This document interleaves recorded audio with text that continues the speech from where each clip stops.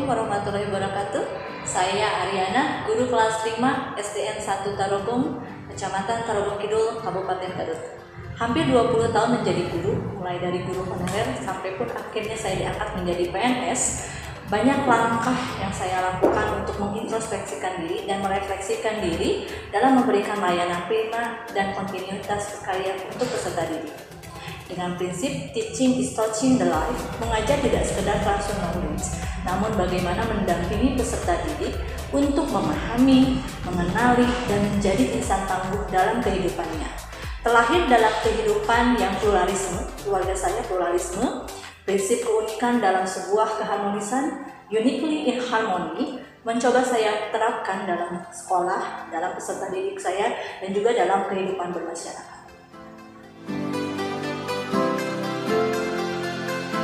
Masa pandemi COVID-19 menjadi lompatan besar dalam dunia pendidikan. Percepatan teknologi menjadi sebuah keniscayaan dalam kedinamisan. 1 tahun lebih, proses pembelajaran menempuh bentuk yang beragam, yang memperkuat keharusan sebuah diferensiasi pembelajaran bisa terimplementasi. Pembelajaran daring ataupun home visit ataupun pilihan blended learning menjadi berbagai pilihan untuk peserta didik. Pembelajaran selama pandemik namun pada akhirnya terlihat bahwa belum efektif.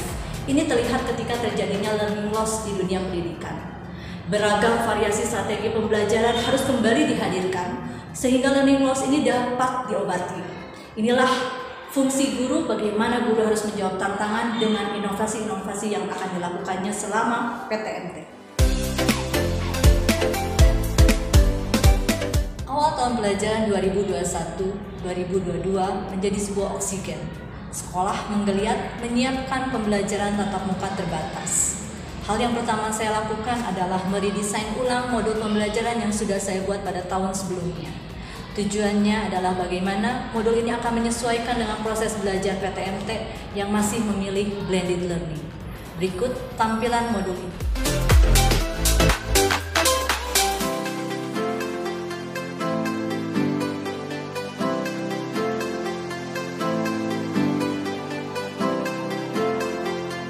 Ternyata awal tahun pembelajaran kita masih harus menempuh pembelajaran secara daring karena pemberlakuan PPKM.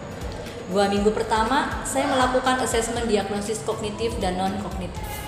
Untuk asesmen diagnosis kognitif, saya menggunakan Google Form, sehingga siswa tinggal mengerjakan soal-soal yang ada di Google Form tersebut. Untuk asesmen non-kognitif, saya melakukan dengan menggunakan bantuan dari Google Meet untuk mewawancarai mereka bersama orang tuanya, sehingga saya bisa memahami bagaimana latar belakang siswa itu secara keseluruhan.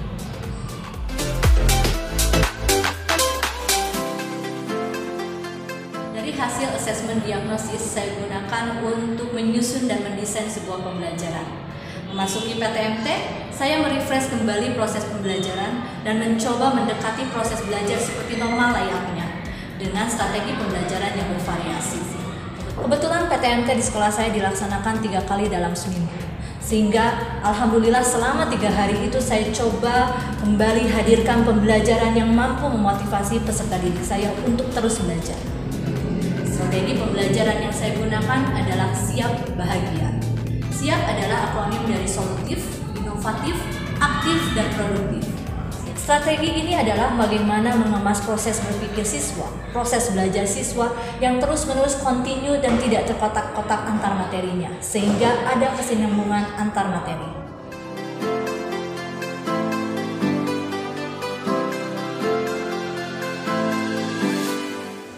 Awal dari SIAP adalah planning. Peserta didik akan digali pemahaman awal pengetahuan mereka tentang sistem pencernaan di tema 3. Mereka menuangkan ide, mereka menuangkan pemahamannya. Ini tujuannya supaya saya bisa melihat bagaimana kemampuan mereka awalnya, sehingga saya tidak perlu mengulang apa yang sudah mereka pahami. Ini dilakukan secara kelompok. Kelompok ini dalam diskusinya tentu masih menggunakan prokes yang ketat, dan juga kelompok ini akan berubah secara reguler karena nanti saya akan melihat bagaimana mereka akan berkolaborasi satu sama lain. Di sini juga dalam proses whiteboarding ini juga sebetulnya kami akan memperlihatkan bagaimana sebuah peta konsep dari pemikiran mereka, gitu ya. Tahap ini juga diakhiri dengan mereka pada akhirnya akan menyimpulkan apa yang akan mereka pelajari dan apa yang ingin mereka pelajari, seperti sebuah penerawangan atas konsep yang akan mereka lakukan di tema. Diferensiasi proses dan konten semakin terasa dari proses planning kedua. Ini merupakan tahap kedua, sebuah tahap eksplorasi konsep di siklus siap, yaitu di sini peserta didik secara blended learning akan belajar mandiri. Mereka bisa membaca dari modul mandirinya, mereka juga bisa melihat dari Google, dan mereka akan kembali membahas konten-konten materi ini di diskusi WA Group atau Google Meet pada saat konsep daring. Namun, kembali dikuatkan pada saat pertemuan di PTMT selanjutnya.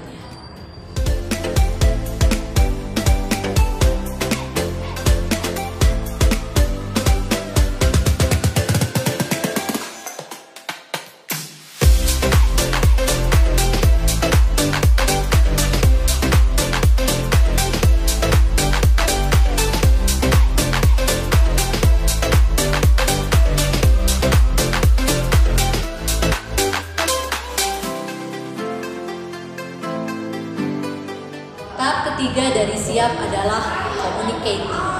Di sini, peserta didik akan mendiskusikan kembali, akan menyampaikan kembali pemahaman mereka, kemudian kembali didiskusikan sehingga tidak terjadi miskonsepsi. Di sini juga saatnya mereka mempresentasikan hasil karya mereka, tugas mandiri mereka. Jika ada proyek yang akan dilakukan atau sedang dilakukan, maka di proses communicating ini juga mereka akan berdiskusi bagaimana progress check sebuah proyek itu. Jika proyek itu sudah selesai, maka inilah saatnya mereka mempresentasikannya. Produk apa yang mereka lakukan, apa yang mereka kerjakan, dan apa yang sudah mereka hasilkan dalam proyek itu.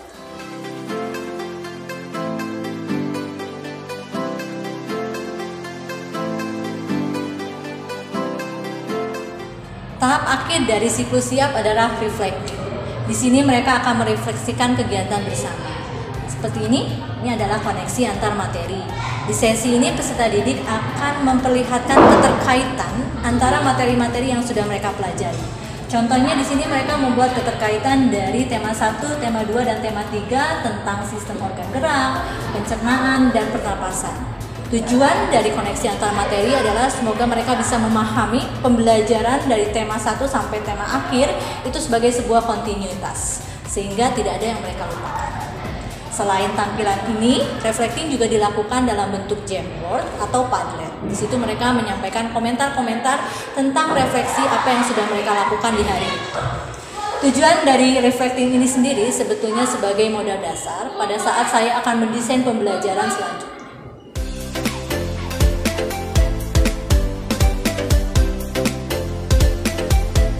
Strategi siap terintegrasi dengan strategi bahagia, sebuah strategi pengondisian kelas, dan juga diferensiasi pembelajaran. Bahagia juga merupakan sebuah akronim dari belajar untuk aktualisasi diri dengan harmonisasi dan gembira. Dalam bahagia ini diharapkan siswa mampu menggali, menemukan, dan mengembangkan minat bakatnya, sehingga ia akan mengeksplorasi dirinya dengan baik. Dengan strategi ini saya berharap kelas saya bisa menjadikan sebuah filosofis kehadiran sebagai aksi nyata, di mana taman siswa menjadi sebuah pembelajaran di kelas saya bahwa anak bebas berkreasi, bereksplorasi dengan kegembiraan mereka.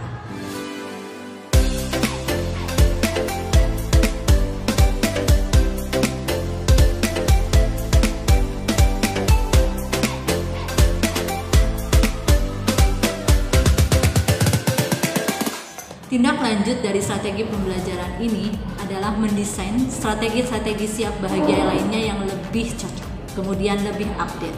Kemudian juga akan ada pengembangan asesmen digital dengan nama Asli Garut, Assessment for Learning Garut. Ini tujuannya adalah untuk mengimbangi secara digitalisasi proses asesmen sebagai satu kesatuan sebuah pembelajaran.